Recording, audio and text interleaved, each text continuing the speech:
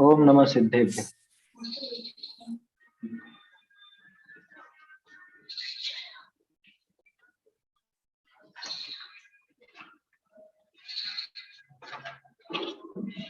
नमो देव अरहंत सिद्ध आचार्य जीव झाय, साधन को नित प्रति जजू ये मम हो सहाय। जिन वाणी माता नमो मन धर हर्ष अपार, ता प्रसाद शिव सुख लहू पाऊं निज पद सार। ये जिन प्रतिमा यथावत स्वरूप ग्रंथ है और इसमें हमारे श्रद्धान को दृढ़ बनाने के लिए कई तरह की युक्तियों के माध्यम से, तर्कों के माध्यम से और भी बहुत सी बातें लेकर के यहाँ पे वर्णन किया है, जिसमें न सिर्फ श्रद्धान बल्कि उस श्रद्धान का कारणभूत जो बाहरी क्रिया है हमारी देवशास्त्र गुरु से संबंधित, उन क्रियाओं को भी सुधारने की बात। क्यों? क्योंकि आखिरकार वो श्रद्धान बना किससे है, अथवा इसको उल्टा देखें अपन, वो क्रियाएं अगर गड़बड़ हो रही हैं तो क्यों हो रही है? उसका जो आधारभूत अंदर का श्रद्धान है अथवा अंदर जो भी मान्यता, वो विपरीत देवशास्त्र गुरु के संबंध में जो मान्यता होनी चाहिए, जो विनय होनी चाहिए, वो नहीं है, तभी तो बाहर में वो क्रियाएं नजर आ रही है। अगर देव के संबंध में बराबर विनय अंदर में नहीं हो तो उनके अभिनय करने वाली बाहर की क्रियाएं दिखेंगी। और अगर अंदर पूरा विनय है ना, वो अभिप्राय में वो विनय बैठा हुआ है, तो समझना कि बाहर में अभिनय की क्रिया दिख ही नहीं सकती, धर्म विरुद्ध कार्य दिख ही नहीं सकता अगर धर्म का वास्तविक स्वरूप अंदर बैठा हुआ है तो।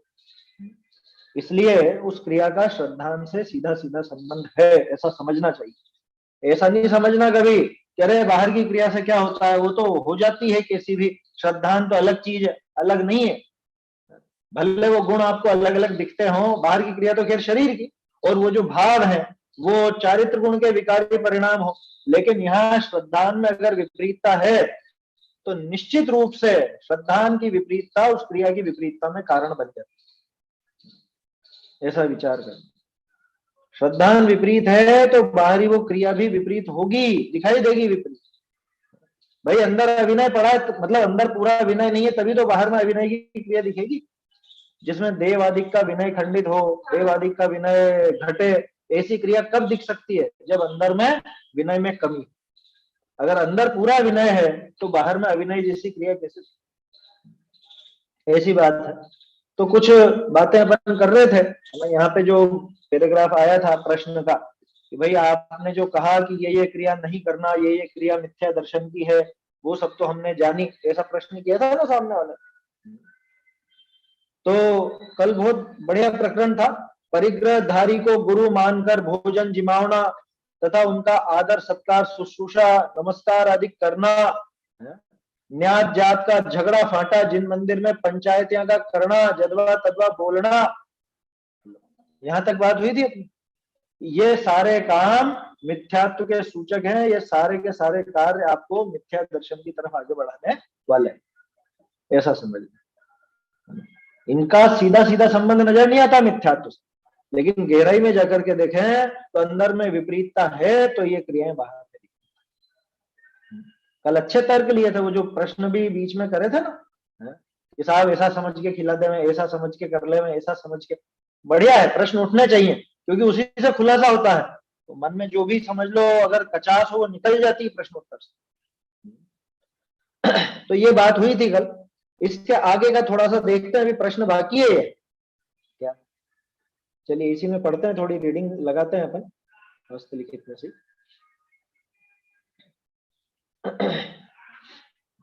वास्तव में तो ये प्रश्न ही चल रहा है, लेकिन ये प्रश्न में भी वो सामने वाले ने वो बात उठाई है कि आपने ऐसा जो कहा तो कैसे लगेगा, ये सारी बात। यही पेज है ना? हाँ, तथा ये यदवा तदवा बोलना, यहां तक बात हो गई थी कल अपनी। इसके आगे है, तथा रथ यात्रादिक उत्सव में तथा जिन मंदिर में वैर बान्या आप में आपस में पगा लागना तथा गीत गाल्यादिक विषय कषाय पोषण के निमित्त राग भाव संयुक्त करी गावना तथा जिन मंदिर की चीजा वस्ता अपने ग्रह कारज विभाव सावादिकनी में मांग्या ले जाए करी वरतना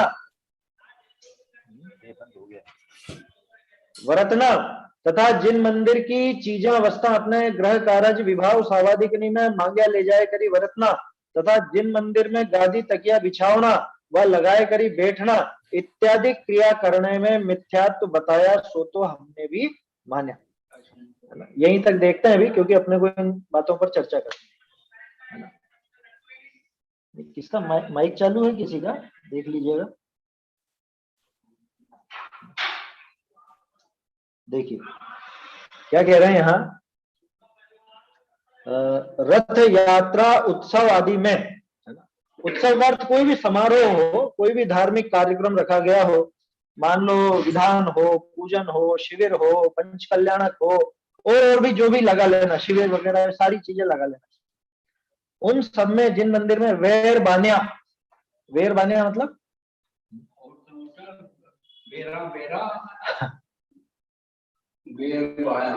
है, बाया नहीं, बान्या ये तो मैं तो यूं सोच रहा हूँ उसमें बेर आपस में, हाँ आपस में बेर कर लेना, उन चीजों में झगड़ा वगैरह कर लेना। पगा लागना तो अगली चीज है, तो वेर बान्या भी क्या सत्कार जैसी चीज है सा? बेर ही लगेगा भाई, वहां पे बेर बांध लेना, आपस में झगड़े कर लेना, और होता है अधिकांश देखे जाते हैं क्या, जहाँ पे हाँ वही है, धर्म के नाम पर वो झगड़े कर लेते हैं। धार्मिक कार्यक्रम होता है और देखा होगा आपने, जहाँ पे तत्व विचारी लोग नहीं है ना, तत्व ज्ञानी जीव नहीं है, जहाँ पर स्वाध्याय का जहाँ पे कोई प्रक्रम नहीं चलता है, वहां पे इस तरह की बातें हर दशलक्षण वगैरह जो धार्मिक आयोजन होते हैं उनमें देखने में कैसा आता है। दशलक्षण में कार्यक्रम होते हैं, उन कार्यक्रमों में आप देखो किस तरह से झगड़े करते हैं लोग। कोई विधान हो, कोई समारोह हो, किसी भी प्रकार का, पंच कल्याणक आदि में झगड़े हो जाते हैं। अरे कितनी बार ऐसा देखने में आता है, पंच कल्याणक के बाद समाज में दो धड़े हो गए, फूट पड़ गई। कोई धार्मिक आयोजन हुआ, कोई कार्यक्रम हुआ, समारोह हुआ, उसके बाद आपस में झगड़े हो गए, एक के दो, दो के चार हो गए। ये बहुत जगह इस तरह के किस्से हो चुके हैं। तो वास्तव में विचार करना चाहिए कि ये जो उत्सव है, ये रथ यात्रा, क्योंकि इनमें देखा जाता है इस तरह, अरे तुम कैसे बैठे यहाँ पे रथ के साथ, तुम कैसे जा रहे हो, हम जाएंगे, ये तुम्हारा क्या अधिकार है, हम हैं यहाँ के तो करता धरता, हमारे बिना तुमने मंदिर की तिजोरी कैसे खोल ली, हमारे बिना तुमने ये प्रोग्राम कैसे कर लिया। जो मना है रतन करण जी में सामूहिक भोज नहीं होगा। हाँ। अब ये सामूहिक भोज करते हैं, महावीर जी को पैसे इकट्ठे करते हैं, वो करते हैं सामूहिक भोज, और शाम के बाद तक वो डिजिटल बनाते हैं, ये सारी चीजें भी आ जाएंगे उत्सव में, तो ये सब आ जाए। यात्रा भी है ना, रथ यात्रा निकाला कुछ उत्सव के, हाँ यात्रा में दिक्कत नहीं है, दिक्कत यह है कि वो धर्म की यात्रा करके और फिर उसके अंदर फिर बेर बांधे। रथ यात्रा में खाते पीते जूते पहनते चलते हैं, वो भगवान का समुद्र। हाँ पहले हमारे यहाँ पे वो पहले तो बेल जुटते थे, उसके बाद धीरे धीरे वो बेल बंद हुए तो रथ हाथ से खुद लेकर के जाने लगे, और उसमें भी वहां पे वो एक तरह समोसरण का रूप है, समझ में ही बात। वो जो रथ यात्रा वगैरह भी निकाली जाती है बहुत सी जगह, तो उसको समोसरण का रूप समझना। अब होता क्या है, जैसे महावीर जयंती पर जुलूस निकला लंबा चौड़ा, है ना, वो यात्रा जुड़ी, अब उसमें बीच बीच में हमारी तरफ से जलपान, हमारी तरफ से जलपान, कोई आइसक्रीम खिला रहा है, कोई शरबत पिला रहा है, कोई कोल्ड ड्रिंक पिला रहा है, ये सब वो धार्मिक यात्रा में, और फिर जूते चप्पल पहने हुए वहां रथ में साक्षात वहां पे भगवान को विराजमान कर रखा है ना। हाँ वो तो विपरीत कारण, यात्रा लेकर के जाते हैं, रथ यात्रा निकालते हैं, सुबह से शाम तक घुमाएंगे, और सूर्यास्त के बाद फिर वो रात में लेकर के, हाँ जब भी ला रहे हैं रात को ला रहे हैं, कुल मिला के वहां खाना पीना सब करके, और फिर उसके बाद वो ला, ये उचित नहीं है। यहाँ पे हालांकि वो बात नहीं, यहाँ तो अभी बेर बांधने उसकी बात है, लेकिन उसके बहाने ये भी समझ लेना, ये जो यात्रा उत्सव आदि होते हैं तो ये किस तरह के हों। भाई हमारा धर्म वीतरागता का है तो वीतरागता के पोषण करने वाला होना चाहिए, ऐसा नहीं कि उसमें विपरीतता पड़ी हो। समझ में आई बात? जिसमें राग द्वेष का पोषण हो, वीतरागता खंडित हो, ऐसा काम बिल्कुल भी नहीं हो उसमें। चाहे आप जुलूस निकालो, चाहे यात्रा करो, चाहे रथ यात्रा निकालो, चाहे कोई शिविर आदि का आयोजन करो, कुछ भी करो। हाँ, रत्नकरण जी में तो सामूहिक भोज की स्पष्ट मना है। तो सामूहिक सामाजिक भोज करते हैं, भोजन करते हैं वहां पे। समाज का जीवन, समाज का जीवन, ये बताओ समाज का जीवन जो है उसके फंड की व्यवस्था कहाँ से होती है? अरे वो भी विपरीतता है, वो मंदिर का पैसा लेते हैं, बहुत सी जगह लेते हैं। भाई मंदिर का ही तो है, मंदिर का ही तो आयोजन है, मंदिर का काम है, तो बहुत सी जगह वो भी काम में ले लेते हैं, वो उचित नहीं। अच्छा चलो अब आगे की बात, इतनी सारा मंदिर का नहीं ले रहे, हम तो खुद अपनी जेब का लगा रहे, तो भी सामूहिक भोज तो हमारे यहाँ पे स्पष्ट मना है। धर्म के नाम पर नहीं होगा वो काम, आए समझ में? आप सोचो हम सामूहिक भोज देकर के और उसमें पुण्य होगा, पुण्य उन्य कुछ भी नहीं होना, पाप ही होगा।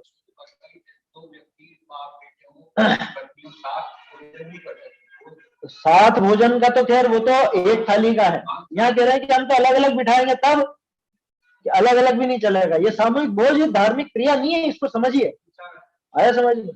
क्योंकि भोजन तो विषय है ना, विषय कषाय का पोषण है एक तरह से। अब आप कह सकते हो साधर्मियों को भोजन नहीं कराते हैं, साधर्मियों को भोजन नहीं कराते हैं, कि कराते हो आप व्यक्तिगत, आपके घर पर जो भी बन सकता है वैसा सेवा शुश्रूषा आप करते हो, है ना?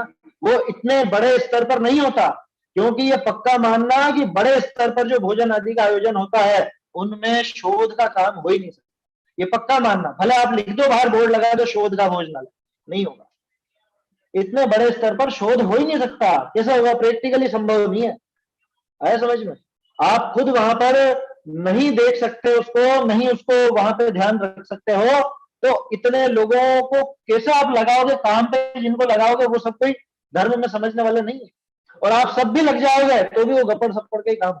वाले को दे देते हैं, हाँ आलू प्याज बनाने वाले कोई रहते हैं, नहीं भले यार कुछ भी नहीं बनाया हो, आलू प्याज नहीं बनाए, लेकिन वो शुद्धि अशुद्धि का विवेक उनको थोड़े ना है। जैसा आप आपके रसोई में वर्तते हो, जैसा भोजन आप रसोई में बनाते हुए जो भी काम करते हो, वैसा काम कभी सामूहिक भोज में हो ही नहीं सकता, आया समझ में? और उसको धर्म के नाम पे करना ये विपरीत है, धार्मिक वो पुण्य नहीं है बिल्कुल भी, उसको पुण्य समझ के करना मत करो, आया समझ में? पंचकल्याण में होता है सामूहिक भोज, हाँ होता है ना, वो व्यवस्था वहां पे ऐसी है, उसको धर्म का काम मत समझना। लेकिन वो साधर्मियों के भोजन की व्यवस्था पंच कल्याण आदि में होती है, शिविर आदि में होती है, क्योंकि बाहर से आए हैं तो उनकी व्यवस्था की जाएगी। यहाँ बात ये चल रही है कि धर्म के नाम पर ये काम नहीं है ना, वो धर्म ठीक है, वो व्यवस्था है होती है, लेकिन उसको धार्मिक कार्य मत समझ। समझ में आ रही है बात? खैर वो दूसरी बात थी, यहाँ तो बात यह है, हाँ कराएगा ना, कौन मना कर रहा है? यहाँ कह रहे हैं उसको धर्म का नाम मत देना, वो धर्म के नाम पे नहीं होगा।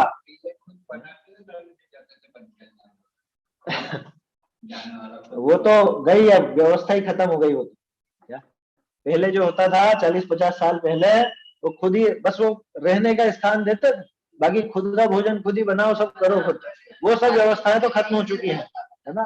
और अपन ये भी नहीं कह रहे हैं कि अभी जो हो रहा है वो पूरी तरह गलत है, उसमें गलत तब कहलाएगा जब आप उसको धर्म का अंग समझो, आया समझ में? हाँ, उसमें भी अगर खड़े खड़े भोजन हो या अभक्ष्य उसके अंदर कोई बनाया जाए तो वो स्पष्ट रूप से पाप, महापाप है, क्योंकि नाम तो आखिरकार धार्मिक आयोजन का ही लगेगा उसके साथ।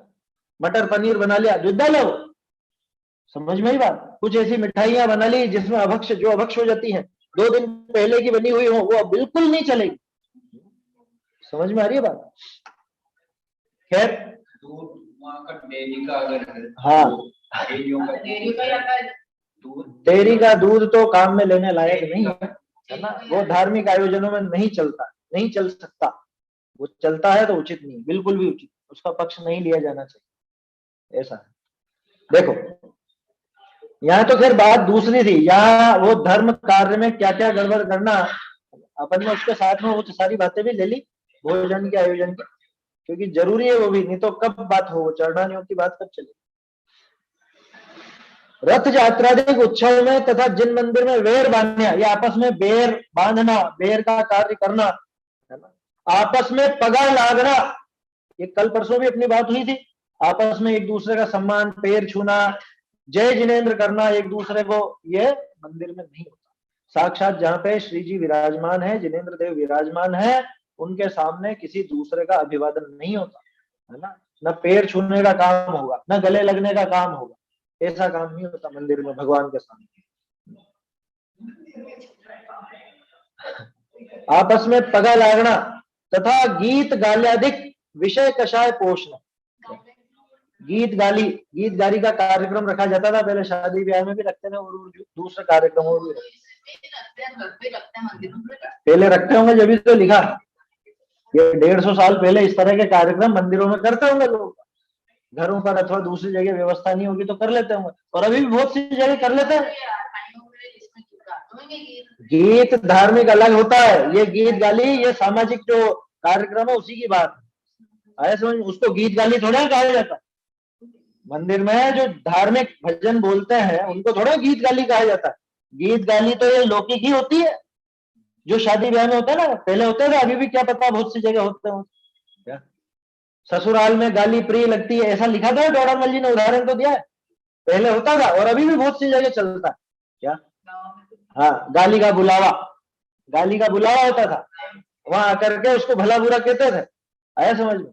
बहुत सी जगह अभी भी होगा गाँवों में, वो प्रथाएं धीरे धीरे बदल गई, लेकिन कहने का अर्थ यह है कि ये सारे कार्यक्रम मंदिर में नहीं होते। इसको इस तरह से समझना जैसे किसी के मरण मौत का कुछ हुआ काम, या शादी ब्याह का काम हुआ, या बच्चे बच्ची का काम हुआ, अब उसके जो ये सब गीत गाना वगैरह होता है ना, बुलावा, जैसे शादी ब्याह में बनने का बुलावा, और पता नहीं कौन कौन सा बुलावा, वो सब क्या करें, घर पे जगह, अरे मंदिर में चलो, मंदिर में करो, मंदिर में वो गीत गाली करो।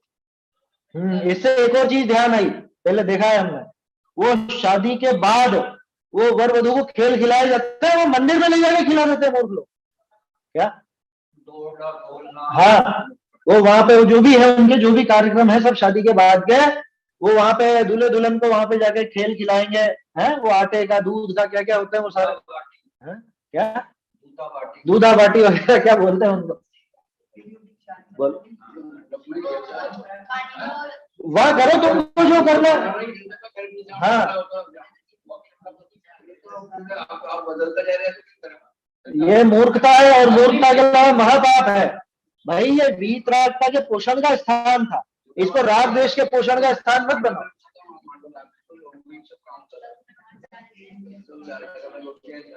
नहीं, उस टाइम पे भी होगा, ये भी तो लिखा है इन्होंने।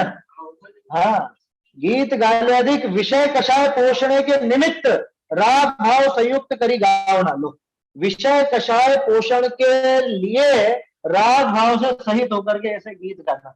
अब नाम भले आप उनको धार्मिक गीतों का दे दो, लेकिन अपने रागादि भावों का पोषण करने के लिए आप वो करते हो, वो ऐसे कार्यक्रम वहां करते हो मंदिर में, वो बिल्कुल अनुचित है। आया समझ? अपने जो भी लौकिक कार्यक्रम है उनसे संबंधी कोई भी इस तरह का काम जिसमें रागादि भाव बढ़ते हो, वो काम किसी भी रूप में मंदिर में करने के नहीं। तो पीछे खड़ा हुआ फोटो खिंचा रहा, हाँ,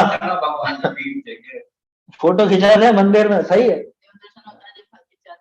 हाँ, ये भी है। ये शादी ब्याह के पहले देव दर्शन का जो एक कार्यक्रम चलता है आजकल, तो देव दर्शन में देव के दर्शन की भावना तो वास्तव में होती नहीं है। ये हकीकत मानना थोड़ी कठोर है बात, लेकिन सुनने लायक, समझने लायक है भाई। उसके पहले देव दर्शन करेंगे, कैसे करेंगे? सुनो पहले पूरी बात सुनो ढंग से। देव दर्शन करने में पूरा जुलूस लेकर के सारी भीड़ जाएगी, वहां कैमरा मैन आएगा, वो अलग अलग एंगल से ऐसे खड़े हो, अब वो भगवान पीछे, भगवान को पीठ लग रही है, और ये सारे लोग तो आपस में बातें कर रहे हैं खड़े नहीं लग रही हो तो भी उचित नहीं। क्यों? क्योंकि वो उनका कार्यक्रम निभा रहा है, वहां पे भगवान के दर्शन का भाव नहीं। समझ में आ रही है बात? भगवान के दर्शन के भाव कहाँ होते हैं वहां पे? वहां तो अलग ही उमंगे रहती है मन में। हाँ, भैया देव दर्शन का कार्यक्रम, उसका प्रयोजन सिर्फ इतना था कि हाँ भैया कुछ अच्छा काम करने जा रहे हो, पहले दर्शन करो। अब वो तो रोज ही करते हैं, रोज सुबह ही तो जाते हैं, सुबह दर्शन कर आए, उसके बाद आवश्यकता क्या है उसकी? प्रतिदिन सुबह ही चला जाए ना, उठ के नहा धो करके मंदिर चला जाए। लेकिन नहीं, अभी तो शादी है तो विशेष पूरा जुलूस लेकर के जाएंगे। कितने बजे जाएंगे? दिन में 11-12 बजे हैं, अलग से जाएंगे।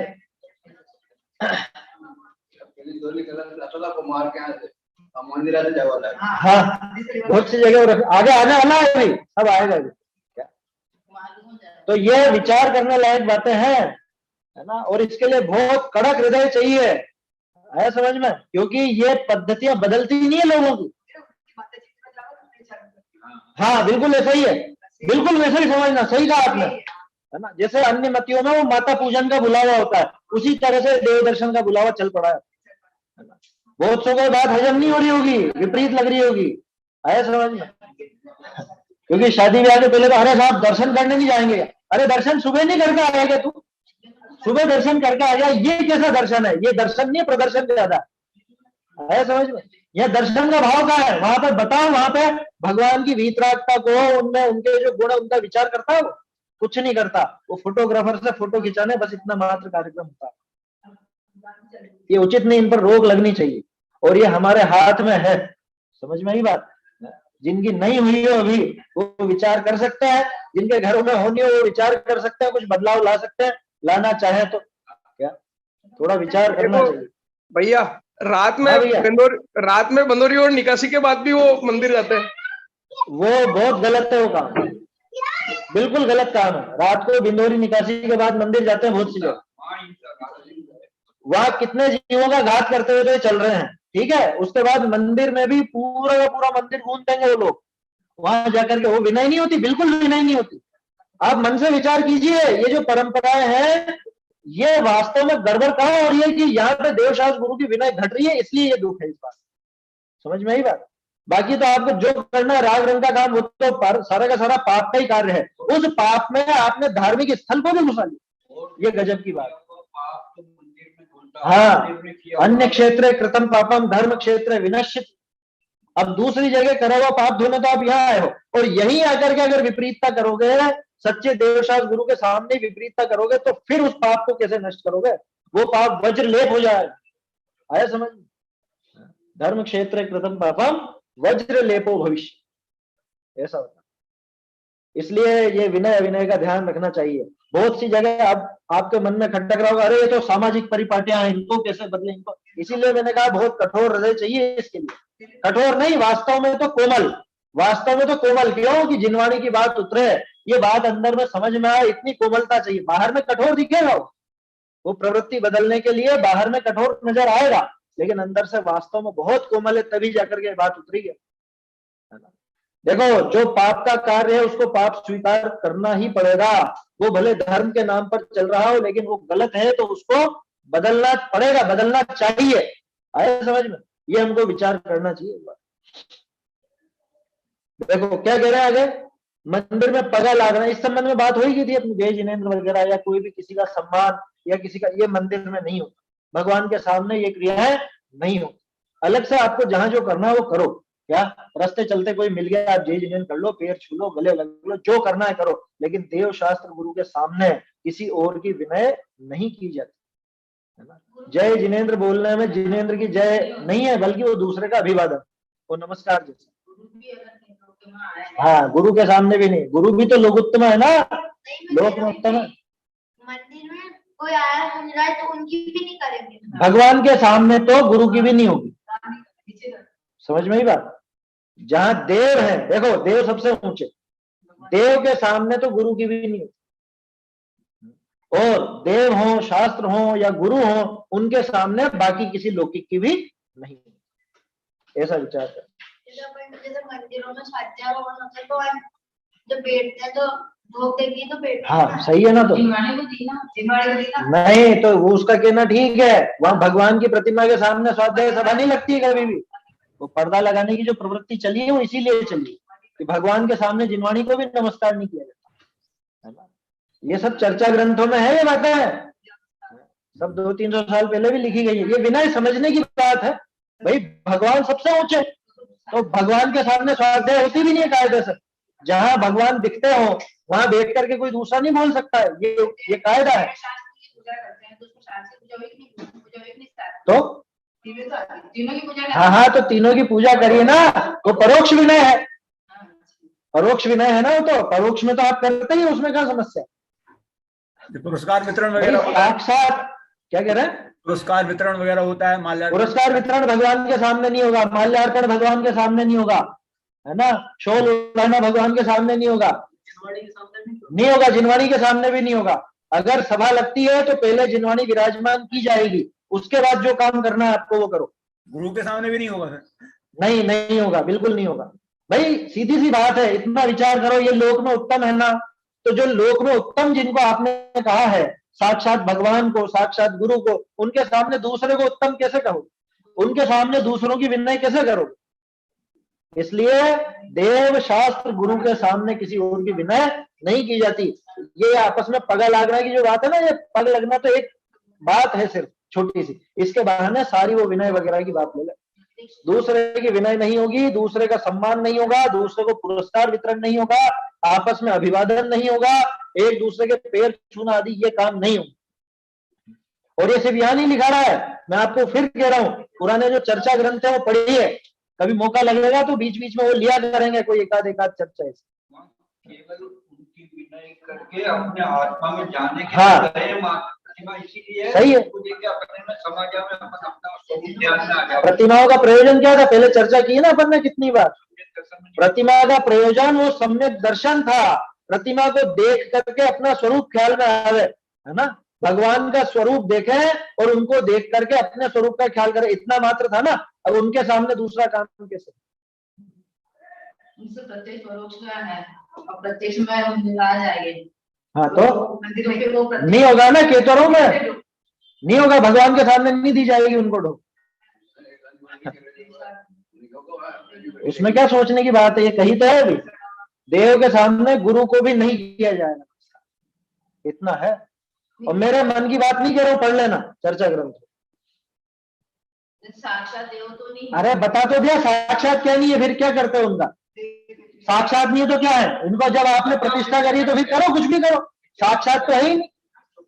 कह रहे थे कि परोक्ष है, अपने देवशास्त्र की बोली पहले कि देवशास्त्र गुरु की पूजा करते हैं, उसमें दोनों तीनों के बराबर विनय करते हैं ना, वहां वो सामने है क्या, तो जिसमें बड़ा है क्या भाई, वो तो सामने आ गए, तो अब सामने जो बड़े हैं, बड़ों के सामने छोटों को नहीं किया जाता, इतनी बात है ना, समझ में आ रही बात। मन में तो आप कितनों का किसी का ही विचार करो ना, उससे क्या फर्क पड़ता है भाई, सीधा सा है, आपके घर कोई मेहमान आते हैं या आप किसी के यहाँ जाते हो, तो बड़े के सामने छोटों को नहीं देते हो, बड़ों को ही दिया जाए, समझ में आ रही बात।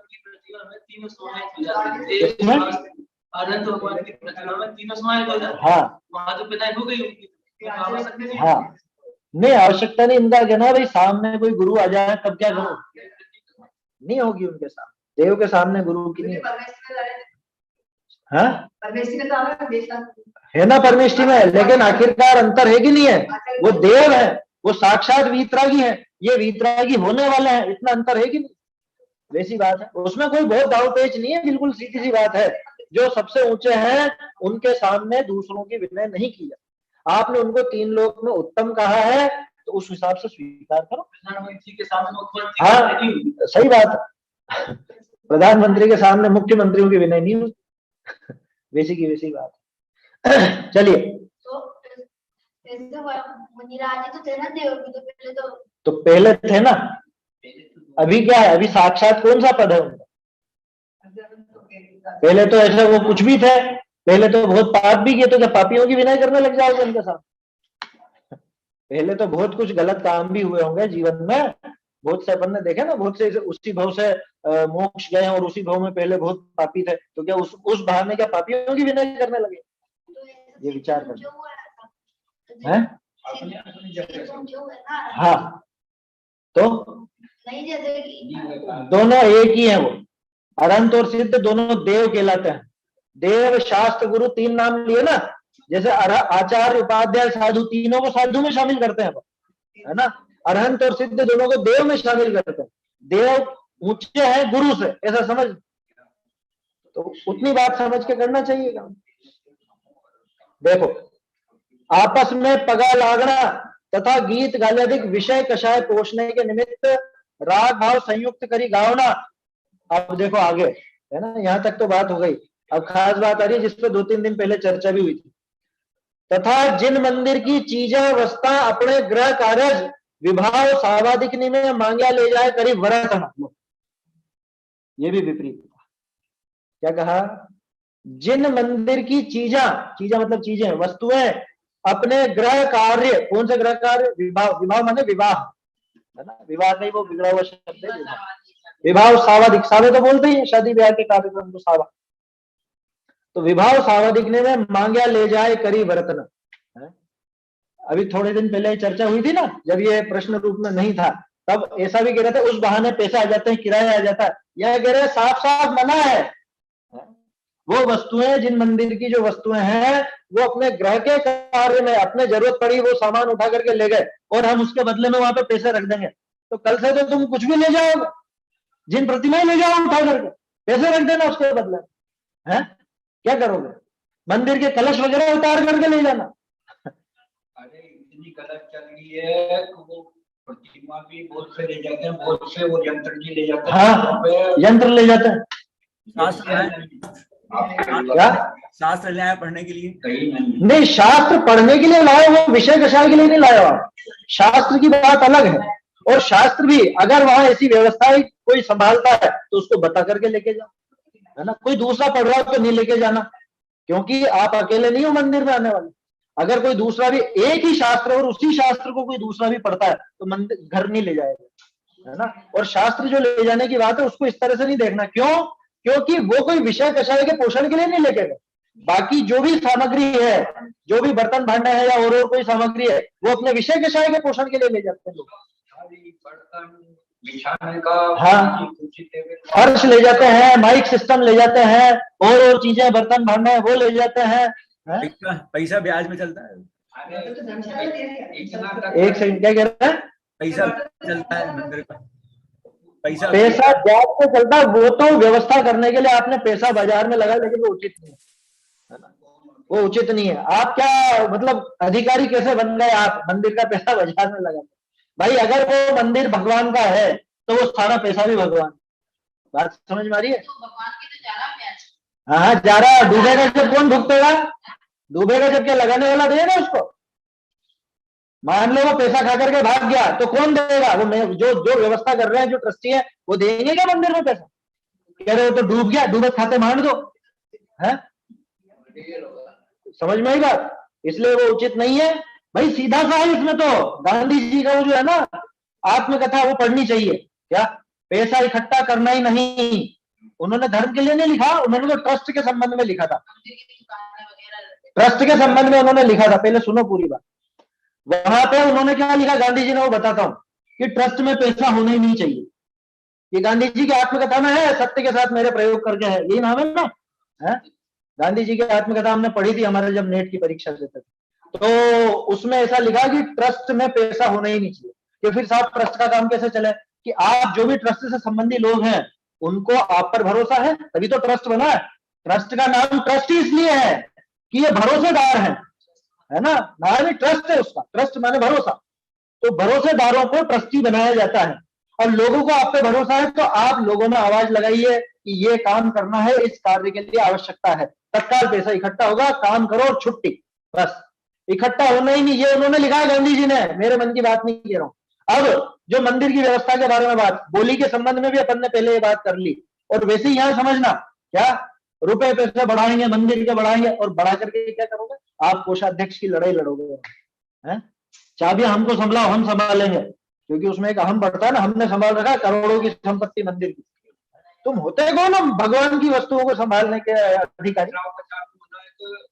मंदिर में दुकान आदि ये दान में नहीं देना। हाँ, मंदिर की दुकान आदि दान में नहीं देना। रत्नकरण जी श्राव का चार। मंदिर को नहीं देना, हाँ, मंदिर में भी नहीं देना, क्योंकि उसमें पाप का धंधा चल रहा है। सही है। वहां बाहर में उसमें तो पता नहीं क्या क्या काम होता है, किस तरह का व्यापार होता है। ज्ञानानंद श्रावकाचार्य के अंदर ये पंक्ति है, वहां पे है। देखो ये चीजें बहुत कड़क लगती, कठोर लगती है, क्योंकि बरसों से अपने यहाँ पे चली आ रही हैं। ये परिपाटियां बदलना लोगों को बहुत मुश्किल लगता है ना, लेकिन ये समझना पड़ेगा। या 150 वर्ष पहले शुद्धात्माएं को बचाने के लिए या भगवान की पूरी विनय कैसे हो इसके लिए इन्होंने लिखा, बहुत करुणा रख करके हृदय में। ये सारी चीजें हमको ढंग से समझनी चाहिए। क्या कह रहे हैं? ये कितनी बार तो ये बात होगी, सुन नहीं रहे होगे आप? नहीं जो वो हाँ, कैसे होगा वो सब व्यवस्था करेंगे ना भाई। अभी बताया तो है, जरूरत है तो हाथों हाथ अभी ठहरो, चिंता मत करो। अभी और आपको बता रहा हूँ मैं कुछ बिंदु। 13 पंथ के जो मुख्य रूप से 13 नियम थे और गुमानी राम जी ने जो उसमें और जोड़े, वो अभी पढ़ के सुनाऊंगा मैं आपको। क्या क्या बातें हैं उसमें। भाई हम कर रहे हैं या परिपाटी चल रही तो उसको सही थोड़ी ना कहा जाएगा। पहले मन में एक चीज पक्का करके बैठ जाना कि हम जो प्रवृत्ति कर रहे हैं वो सही ही होगी, ऐसा दिमाग में मत रखना। या करते आ रहे हमारे बाप दादा करते आ रहे तो वो सही है, वो गलत नहीं है, ऐसा मत सोचना। विचार करना, उसमें विपरीतता लगे तो जरूर छोड़ देना चाहिए। और दिख रही है विपरीतता, दिख रही है साफ साफ। देखो क्या कहा, ये अपने को तो इस पे करनी है अभी बात। मंदिर की चीजावस्था, ये चीजों में सब ले लेना, चाहे बिछायत का सामान हो, चाहे माइक सिस्टम हो, चाहे बर्तन भांडे हो, और जो भी आपको जो याद आता हो, है ना। मैंने तो 3-4 के नाम ले दिए। मंदिर से यंत्र वगैरह हो, है ना। और क्या चीजें होती हैं, शोभा का कोई सामान हो, है ना। आप शादी ब्याह में काम में, अरे मंदिर में पड़ा है, मंदिर से ले आओ, यहाँ सजा लो, फिर रख देंगे वापस, एक्स्ट्रा पैसा भी रख देंगे, है? कुछ भी वस्तु, मंदिर की कोई भी वस्तु, क्या कहा, अपने गृह कार्य विवाह सावादिकनी में मांग्या ले जाए करी। मांग करके ले आए, वहां से मांग करके नहीं लाया, खुद ही उठा लाया। हम ही तो है मालिक मंदिर के, और कौन है? हम ही ट्रस्टी है, हम ही अध्यक्ष है, हम ही उपाध्यक्ष है? किससे पूछेंगे? हम थोड़े पूछेंगे किसी से भाई। जो व्यवस्था, और पूछेंगे क्या, पहली बात तो लाना ही नहीं है, पूछ के भी नहीं लाना, बिना पूछे भी नहीं लाना। वो तो धर्म ग्रंथ के लिए अपन ने वो बात की, बता करके लाने की, है ना।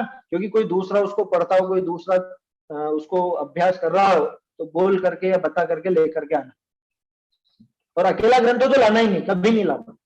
आया समझ में? वो तो अब सुविधा हो गई, एक ही तरह के 10-10, 15-15 ग्रंथ मंदिर जी में रहते हैं, तो फिर भी अपन वो कह सकते हैं कि हाँ ठीक है, ले आओ पढ़, क्योंकि पढ़ने के लिए ला रहा, और कोई विषय कषाय के लिए नहीं ला। अगर अकेला एक ही ग्रंथ हो तो नहीं लाना, उसमें बहुत सावधानी की जरूरत है। कुछ भी विपरीतता हो जाए तो अभिनय बहुत है। क्या कह रहे हो? मांग्या ले जाए करी वर्तना, वैसी प्रवृत्ति करना, तथा जिन मंदिर में गादी तकिया बिछावना व लगाए कर बैठ, ये पहले भी आ चुकी है बात। अब गादी तकिया अब यूं तो नहीं लगते हैं, पहले लगते थे, अब इसकी जगह हो गया आरामदायक कुर्सी टेबल वगैरह वो सब।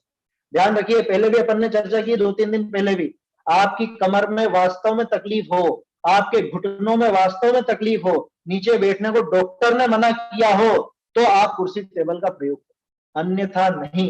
अन्यथा आप सिर्फ आराम के लिए करते हो, अरे नीचे बैठे बैठे ऐसा हो जाता है, वैसा हो जाता है, थोड़ा सा इस वजह से हम सहारे के लिए ये कुर्सी टेबल के लिए कुर्सी टेबल लेकर, बिल्कुल उचित नहीं।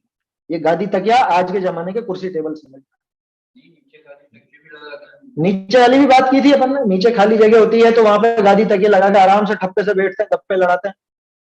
मंदिर पहली मंजिल पर है तो नीचे, जैसे अपने यहाँ पे है ना, नीचे वो हॉल बना हुआ, अब हॉल में वहां पे गादियां लगी हैं, तकिए लगे हैं, मसनत लगे हुए हैं, आराम से बैठेंगे ठप्पे से, बैठ करके बातें। और तुम यहाँ बातें करोगे नीचे, और ऊपर जो बेचारे दर्शन कर रहे हैं, पूजा कर रहे हैं, उनको डिस्टर्ब। महाअंतराय का साधन है, ऐसा काम नहीं करना बिल्कुल।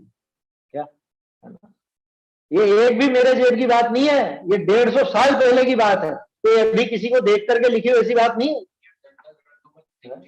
हाँ, बुद्धजन जी का, दयानंद राय जी का, भूधर दास जी का, इन सब के चर्चा ग्रंथ भी उपलब्ध है, वो सब आप पढ़िए, देखिए। वो कुछ एक ग्रंथ अपन ने फिक्स कर लिया, बस वो के वही पढ़ते हैं अपन शास्त्रों में, तो ये जो थोड़ी चीजें हैं, जो हमारी क्रिया कैसे सुधरे, विनय कैसे हो, ये चीजें ख्याल में ही नहीं आती। पढ़ना चाहिए, वो भी समय निकाल, और वो बहुत भारी तो है नहीं, आसानी से आप पढ़ सकते हो। ये जो ग्रंथ अपन पढ़ रहे हैं, ये आप 7 दिन के अंदर पूरा कर सकते हो, कोई कठिन बातें थोड़ी ना। ये तो अपन इस पर बहुत ज्यादा चर्चा कर रहे हैं, इस वजह से समय लग रहा है, नहीं तो इसमें एक भी बात ऐसी नहीं जिसको बहुत घोटना पड़े, या उसमें से कुछ ऐसे दाव पेच वाली बात निकालनी पड़े। समझ में ही बात? सरल ग्रंथ है, पढ़ना चाहिए अपने को। मालूम तो हो हमारे विद्वान क्या क्या लिख गए हैं, हमारे आचार्यों ने कैसी शिक्षा दी है, क्या उपदेश दिया है, गिनती के अपन कुछ ग्रंथ रख लेते हैं, उनके अलावा कुछ और पढ़ते ही नहीं। देखिए क्या कहा, जिन मंदिर में गादी तकिया लगाए, एक मिनट, गादी तकिया बिछावना व लगाए कर बैठना, ये जो बैठक आदि होती है ये मंदिर में नहीं होती। कई बार देखने में आता है तो किसी की मरण मौत के बाद तीसरे का 12वें का भगवान के सामने बैठ करके वो पूरा आयोजन, वही मंदिर में ही होता। क्यों, बैठक आप धर्मशाला में करो ना, या और जो भी जगह वहां करो ना, आपको जो बोलना अकेले बोलो, अकेले वहां पे चिंतन करो, मनन करो। अरे क्यों जाएंगे, यही तो कह रहे हैं, परिपाटी चल रही है जो सही ही होगी, ऐसा थोड़ी ना। क्या करने गए वहां पे भगवान के सामने? हाँ, वहां सभा लगती है और सभा में फिर वो जो मरा है उसके गुण गाए जाते हैं। मरने के बाद तो सभी के ही गाए जाते हैं, भले कितने बुरा हो, लेकिन मरने के बाद तो तारीफ ही की जाती है सब भगवान के सामने। तीसरे दिन मंदिर जाते हैं, क्या तीसरे में मंदिर जाते हैं सब लोग? मंदिर जाने की नहीं है मना, बात यह है कि वहां बैठ करके सभा लगाते हैं और फिर वो जो भी इनको बोलना करना है वो बोलते हैं आपस में, उसकी बात है। मंदिर में जाओ ना, जाने की थोड़ा मना, जाओ दर्शन करो, जो भी करना है वो करो, लेकिन ये काम मंदिर का नहीं। मंदिर में चले जाओ, उसके बाद जो भी आपकी जगह, जो भी स्थान है दूसरा, वहां जाकर आपको जो सभा लगानी है, वो मरे हुए मृतक व्यक्ति के गीत गाने वो गाओ आप। भगवान के सामने जब अपन दूसरे का विनय नहीं कर सकते तो भगवान के सामने वो दूसरे के बारे में उसकी पूरी जीवन गाथा कैसे सुनाओगे, या उसके बारे में बातें कैसे, ये बात है।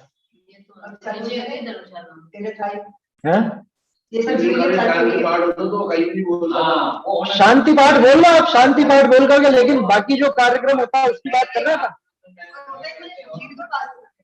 ये धीरे धीरे क्या है, कुछ नए फैशनेबल व्यक्ति आते हैं तो वो ऐसी परिपाटियां भी चला देते हैं। मंदिर में वो गुरु के सामने जो चावल चढ़ा देते हैं, फोटो के सामने? नहीं, फोटो के सामने चावल नहीं चढ़ाया जाता, फोटो पूज्य नहीं होता। मंदिर में रखी है और वो चावल भी चढ़ा रहे हैं। मंदिर में फोटो के सामने आप चढ़ा लो तो फिर यहाँ घर पे भी फोटो के सामने चढ़ा लो, फिर मंदिर की आवश्यकता क्या रही, प्रतिमाओं की आवश्यकता क्या रही? अगर फोटो के सामने वो काम होने लग जाए तो फिर तो प्रतिमा की आवश्यकता ही क्या है? नहीं, आप किसके फोटो की कह रहे हो, जो मर गया उसकी, या जो भगवान के फोटो? हाँ, भगवान की फोटो या गुरु की फोटो? नहीं, भगवान और गुरु के फोटो की कह रहे हो। वो कुछ किसी का भी हो, वो चावल वगैरह नहीं चढ़ाएगा। हाँ, अच्छा कहा वो बात उठा के, क्योंकि मरे हुए लोगों के फोटो के सामने भी द्रव्य चढ़ाने की परिपाटियां चल गई आज। क्या वो आते हैं, वो तीसरे की सभा में, 12वें की सभा में, और उसके सामने कोई चावल चढ़ाएगा, कोई फूल चढ़ाएगा, कोई क्या चढ़ाएगा।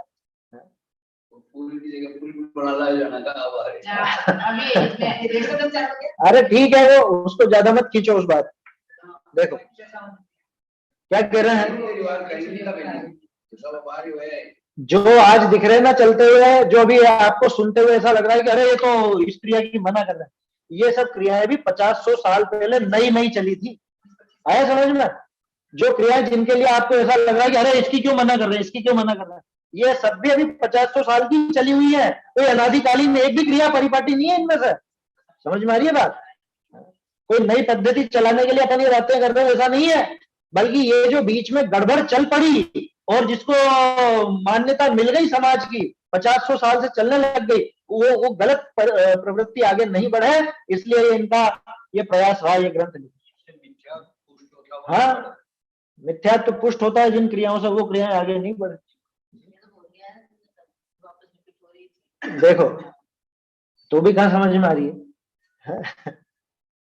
गादी तकिया बिछावना व लगाए करी बैठना इत्यादि क्रिया करने में क्या लिखा? मिथ्यात्व बताया।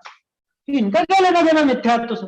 अरे बारीकी से विचार करो, अंदर में वो विपरीत भाव होगा तभी जाकर के वो विपरीत क्रिया बाहर में नजर आ सकती है, उसके बिना वो विपरीत क्रिया बाहर में नजर नहीं आती। इसलिए ये इनडायरेक्ट मिथ्यात्व से जुड़ती हुई चीज है, मिथ्यात्व को पुष्ट करने वाली चीज है। अरे सीधा सा है, देव शास्त्र गुरु को आपने लौकिक प्रयोजन के लिए भी पूजा या लौकिक प्रयोजन के लिए उनसे कुछ साधना चाहा, ये उनका अभिनय अवर्णवाद है या नहीं, ये मिथ्यात्व के बंध का कारण है या नहीं, बस वैसे ही ये चीजें हैं, इसमें क्या है?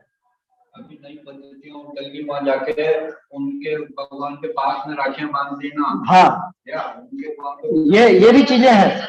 या देखिए अब मैं, ये तो प्रश्न हो गया ना पूरा कि भाई इत्यादि क्रिया करने में तो आपने मिथ्यात्व बताया, सो तो हमने भी माना। क्यों कि कारण जो मिथ्या दृष्टि जीव है सो ऐसे कारक जिन मंदिर जी में करे है ना, वो करते हैं। अभी प्रश्न पूरा नहीं हुआ, प्रश्न तो अब आएगा कि साहब ये सारी चीजें तो गलत है, ये हमने स्वीकार करी, लेकिन फूल केसर में क्या दिक्कत है, वो आगे प्रश्न आएगा, वो तो अपन कल देखेंगे। अभी मैं आपको खास चीज क्या दिखाना चाह रहा हूं, ये इतनी सारी चीजें देखी ना अपन ने, इतनी सारी क्रियाएं ये अनुचित है, और क्या क्या क्रिया अनुचित है, क्या क्या चीजें शुद्ध धामनाएं में स्वीकृत नहीं है, वो देखने के लिए मैं आपको बता रहा हूँ। ये पंडित तोडरमल व्यक्तित्व कर्तृत्व करके एक पीएचडी का ग्रंथ था, है ना, जो डॉक्टर साहब ने पीएचडी करी थी, भारिल साहब ने, उसमें उन्होंने ये 13 पंथ की जो 13 बातें थी और उसके साथ ही गुमानी राम जी ने जो और इनमें बातें जोड़ी, वो मैं आपको पढ़ के सुनाता हूँ। और ये कोई मन की नहीं लिखी हुई है, ये सब उल्लिखित है पुराने शास्त्रों में। देखो 13 बातें। सबसे पहला 10 दिक्पालों को नहीं मानना, है ना। तो खैर शुद्ध धामनाएं में तो अभी तो इतनी खोटी रीति नहीं है कि 10 दिक्पाल मानने लगे, लेकिन वो पद्मावती धर्मेंद्र उनको तो मानने लगे, है ना। पद्मावती की प्रतिमा बना के पार्श्वनाथ जी तो इतने से, और पद्मावती इतनी बड़ी, और उसी की पूजा होएगी। भट्टारकों को गुरु नहीं मानना, क्यों, क्योंकि वो भट्टारकों ने तो विपरीत प्रवृत्तियां सारी चलाई। यहाँ भी जो कल अपन ने बात की थी ना, वो परिग्रहधारी को गुरु मान करके, उसमें मुख्य रूप से आक्षेप भट्टारकों के ऊपर ही था, क्योंकि उनके परिग्रह स्पष्ट नजर आता। भगवान के चरणों में केसर का लेपन नहीं करना, जिसकी चर्चा अभी आगे आएगी, इसलिए उस पर भी बात नहीं करते। सचित्त फूल भगवान को नहीं चढ़ाना। सचित्त, सचित्त माने जो हरितकाय हो, जिसमें भी जीव हो ऐसे, तो कौन से चढ़ाना, सूखे हुए फूल चढ़ाना। अरे फूल हमारे यहाँ तो चावलों को रंग की चढ़ाया जाता है, और कोई फूल काम में नहीं ले जाता। केसर, केसर भी काम में नहीं ले जाता, ध्यान रखना। सचित्त फूल, नारियल भी सचित्त है, गीला नारियल जो पानी वाला नारियल आता है वो सचित्त है, न भगवान को चढ़ाया जाता है, न मंदिर में बांटा जाता है। ये बात अपन ने की। पंडित जी, हाँ बोलिए। हाँ जय जिनेन्द्र। मैं ये पूछ रही हूँ, कुछ पूजा हमारी ऐसी है पुराने कवियों की जिसमें सचित्त जैसे कि फल अमरूद ऐसे करके पूजाएं बनी हुई हैं, तो इसमें भी तो सचित्त का दोष लगेगा ना, ये पूजा करने में। भलाई अपन आश्रित से पूजा कर रहे हैं। हाँ, वहां पे अपने को उन पूजाओं में अगर कोई ऐसे भाव नहीं है, तत्व के भाव नहीं है, तो वो मत करो। अपने पास बहुत अच्छी अच्छी पूजाएं मौजूद है। हाँ, ज्ञानत राय जी वगैरह ने जो ली है।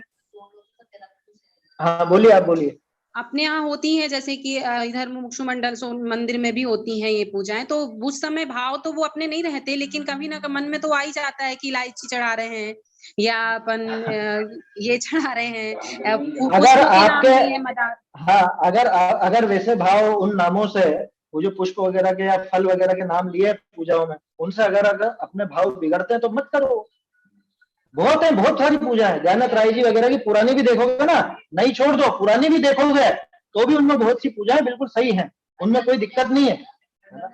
ज्ञानत राय जी ने, रामचंद्र जी ने, वृंदावन दास जी के में तो खैर मिलता है ना, है ना। बाकी और दूसरी भी बहुत सी ऐसी पूजाएं हैं जिनके अंदर आपको तत्व की बात मिल जाएगी। वहां पे उन्होंने कोई ऐसे सचित्त फूल वगैरह और इनका नाम नहीं लिया, और कहीं पे प्रतीक के रूप में लिया है ना। प्रतीक के रूप में तो अपने आज की पूजाओं में भी कहीं कहीं मिलता है, तो उसका आशय वो नहीं है ना भाई। वहां पे फूल या फल वो सारी चीजें नहीं है। अच्छा, और फिर जो ऐसी कहता है कि भाई पूजाओं में लिखा है तो यही काम में लो, तो पूजा में तो बहुत सारी चीजें लिखी है। क्षीरो दधी तना क्या नीर निर्मल लाई है, और मलयागिरी चंदन, और वो सुरतरु के फल फूल लेकर के आए, तो फिर लाओ फिर सब। भाई वो तो कुल मिला के ऊंचे से ऊंची चीजें बताने के लिए उनके नाम दिए गए। इस जगत में जिनको ऊंचा समझा जाता है, उन ऊंची वस्तुओं को बताने के लिए भगवान मैं आपके सामने सर्वोत्कृष्ट पदार्थ लाया हूं, ये बताने के लिए नाम हो, वहां तक तो चलता है। लेकिन ये लाड़ू, बर्फी, गिंदोड़ा, ये सारी चीजें हैं, इनमें तो बिल्कुल भी ये तो लेने लायक नहीं। जो हिंसा के पोषक हैं, जो राग द्वेष बढ़ाने के पोषक है, ऐसी चीजों के तो क्या जरूरत है, बहुत सारी उपलब्ध है पूजाएं, नहीं चढ़ाई जाएगी।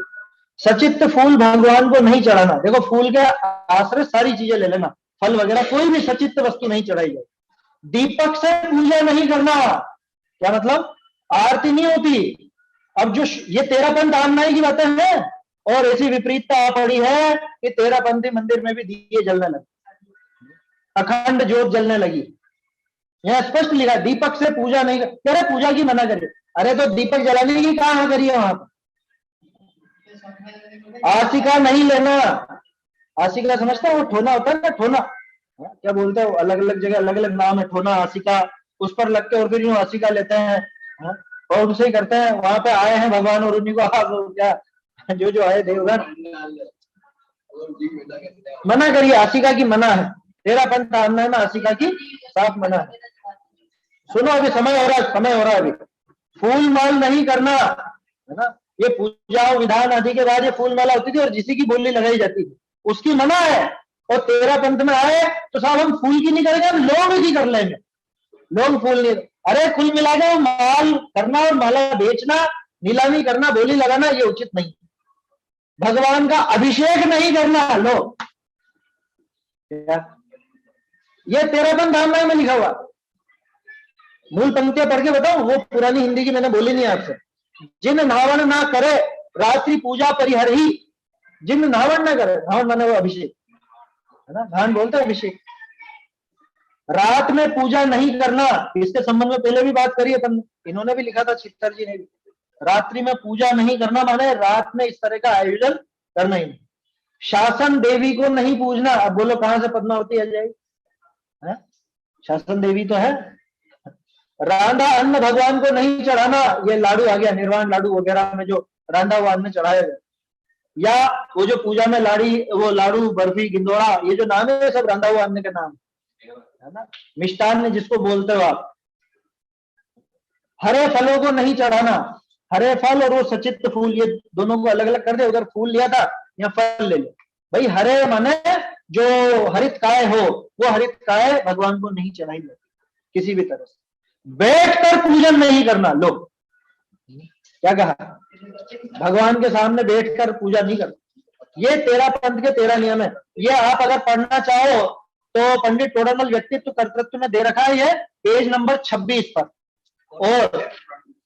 और ये पुरानी है वास्तव में, पेज नंबर 30 पर गुमानी राम जी ने जो इसमें और कुछ आचार संहिता जोड़ी, वो भी आपको पढ़ के सुना देता हूँ। वैसे समय तो हो गया है लेकिन ये सुन लीजिए। सूर्योदय या काफी प्रकाश होने के पहले मंदिर जी की कोई क्रिया न करे, इतनी दृढ़ता थी। अभी अपन ने जो बात की थी ना, सूर्योदय के भी अंतर मुहूर्त बाद मंदिर की क्रिया पूजा वगैरह वो सब बाद में ही होनी चाहिए, है ना। सूर्योदय हो उसके पहले मंदिर में न तो पानी खींचा जाएगा, ना पूजा के द्रव्य तैयार किए जाएंगे। कह रहे साहब बहुत लेट हो जाते हैं, होते हो तो होता है, वो तुम्हारी मजबूरी है, तुम्हारे हिसाब से थोड़े ना मंदिर का काम चलेगा। जो सप्त व्यसन का त्यागी हो वही श्री जी का स्पर्श करे, बताओ गजब हो गया। यहाँ गुटखे खाने वाला भगवान को स्पर्श करता है, या बाहर में व्यसन आदि का सेवन करने वाला भगवान को स्पर्श करता है, ये संभव है? अरे और तो इतना तक कहा गया चर्चा ग्रंथों में, जो रात्रि भोजन करता हो, जो भक्ष भक्षण करता हो, आलू प्याज का जिससे त्याग नहीं हो, जमी कंद का त्याग नहीं हो, कुल मिलाकर अष्ट मूल गुण का जो पालन नहीं करता, तो भगवान को हाथ नहीं लगा सकता। पुरुषार्थ सिद्धि उपाय में भी है बात। जो सप्त व्यसन का त्यागी हो वही श्री जी का, श्री जी माने जिनेंद्र भगवान की प्रतिमा, उनका स्पर्श करें। जिन प्रतिमा के चरणों पर चंदन केसर आदि चर्चित ना करें, ये तो पिछले वाले में भी आ गया। गंधोदक लगाकर हाथ धोवें, है ना, क्योंकि वो वास्तव में भगवान का छुआ हुआ जल है, तो वो स्पर्श भी करें तो उसके बाद हाथ धोएं, इधर उधर दूसरी जगह ना लगे। हाँ एक और चीज है, गंधोदक अगर कोई लगावे तो सिर्फ एक ही स्थान है, मस्तक, बस ये यहाँ, इसके अलावा ना बाल, ना मुंह, ना आंखें, ना कांख, समझ में आई बात। और कोई भी स्थान पर नहीं लगाया जाता। बच्चों को पिला दिया जाता क्या, वो बच्चा बोलता नहीं है, अभी तोतला है, गंधोदक पिलाओ ऐसा देखा हमने, समझ में आई बात। तो वो गलत है। गंधोदक का अगर लगाना है तो, वैसे लगाना अनिवार्य नहीं है, कोई आवश्यक नहीं है, अगर लगाओ तो सिर्फ एक मस्तक, इसके अलावा कोई स्थान। भगवान का पूजन खड़े होकर करें, ये तो उसमें भी आ गया था। पूजन में फलों में नारियल और बादाम आदि सूखे फल ही चढ़ावे, उन्हें भी साबुत न चढ़ावे। गोला नारियल गोला भी साबुत नहीं चढ़ाए, क्यों कि अंदर से खराब हो पता नहीं चलता। ऊपर से बहुत अच्छा दिख रहा है और अंदर चीरा लगा के देखो तो अंदर फफूंद पड़ी क्या, इसलिए देख लो एक बार, उसमें क्या दिक्कत है भाई, देख करके चढ़ाओ। पूरा अच्छी तरह अपने को भरोसा हो कि हाँ एकदम सही है, और तो भी पूरा नहीं चढ़ाना। यहाँ तो लिखा ना, उन्हें भी साबुत न चढ़ा, बनार करके चढ़ाइए। रात को जिन प्रतिमा के पास दीपक न जलाएं, हो गया काम। अब तो उल्टा काम हो गया है, प्रतिमाओं के पास ही वो लाइटिंग वगैरह सब कर दी जाती है। पुराने जमाने में दीपक था, आज के जमाने में लाइटिंग, चाहे वो एलईडी हो, चाहे कोई सी भी बल्ब हो, कैसे भी हो, वो भगवान के पास आप जलाओगे, उससे वहां जीव आएंगे, जीव मरेंगे, उनको खाने छिपकलियां आएंगी, चींटियां आएंगी, वो सारा का सारा काम भगवान के पास, इसलिए मना है। चमड़े व ऊनी चीजें मंदिर में न ले जाएं। क्या? बिल्कुल भी ऐसे कोई कपड़े, चमड़ा हो, ऊनी हो, रेशम हो, है ना, इस तरह की वस्तुएं मंदिर में ही नहीं लेके जाना। भगवान को नहीं छूना, ये बात नहीं, मंदिर में ही नहीं लेके जाना। मंदिर में तो नीचे लिखा रहता था पहले, अभी अपने जैसे लिखा हुआ है मंदिर में। अब सुनिए, मंदिर में बुहारी देना, पूजा के बर्तन मांजना, बिछायत बिछाना आदि मंदिर का संपूर्ण कार्य श्रावक स्वयं अपने हाथों से करे। लो, कौन पालेगा? है माली या नौकर आदि से न करे। मेरे मन गढ़ंत बातें नहीं बोल रहा हूं, पेज नंबर 31 पर पढ़ लेना, है समझ। कौन करेगा? अरे कोई, ये हम करेंगे क्या? अरे 3 लोग के नाथ के सामने तुम जा रहे हो, उसमें क्या शर्म है? आपको पता है, इसके लिए एक उदाहरण है किनका, वो जो दीवान थे, कौन से दीवान? अमरचंद जी, बहुत, वो तो दीवान थे ना, तो यूं ही रुपए पैसे वाले। और एक बार राजा उधर से निकला और उनको मालूम पड़ा कि अरे ये झाड़ू लगा रहे हैं यहाँ पे, ये मंदिर में झाड़ू लगा रहे। अगले दिन बुलाया कि दीवान जी आप झाड़ू लगाते हो, आपकी क्या नौकरों की कमी है क्या? कह रहे महाराज आपकी कृपा से मेरे तो सब सुख सुविधाएं हैं, मुझे एक सुई भी नहीं उठानी पड़ती इधर से उधर, लेकिन एक ही तो जगह है जहां पे मैं थोड़ा कुछ अपने मन से है किसी की सेवा कर सकता हूँ, बाकी तो मेरे सब सेवक लगे। एक ही तो है 3 लोग के नाथ जिनकी सेवा का अधिकार तो कम से कम मुझसे मत छीनो, वहां भी आप नौकर लगवा दोगे तो फिर मैं किसकी, मतलब मैं कैसे भगवान के समीप उनकी सेवा कर पाऊं? हाँ, ये जो सरदार लोग होते हैं, है ना, सिख होते हैं, वो गुरुद्वारे का सारा काम खुद करते हैं, वहां नौकरों की व्यवस्था नहीं होती, आज भी नहीं होती, सेवादार कहलाते हैं। हाँ, वो खुद ही करते हैं वहां। तो अपन क्या, थोड़ा रुपया पैसा आ गया, थोड़े संपन्न हो गए तो खुद को बहुत फन्ने खा समझने लगते हैं। अरे हम थोड़ा करेंगे, मंदिर का झाड़ू हम लगाएंगे।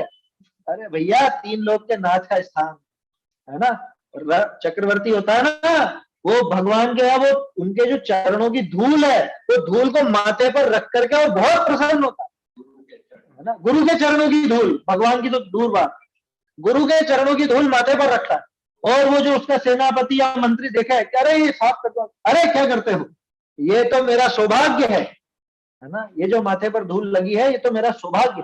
तो मंदिर की जो भी क्रियाएं हैं उनको करने में खुद का सौभाग्य समझना चाहिए, ये बहुत बड़ी बात है। इसका पालन करने वाले को स्वयं कितना पुण्य बनेगा आप विचार करो।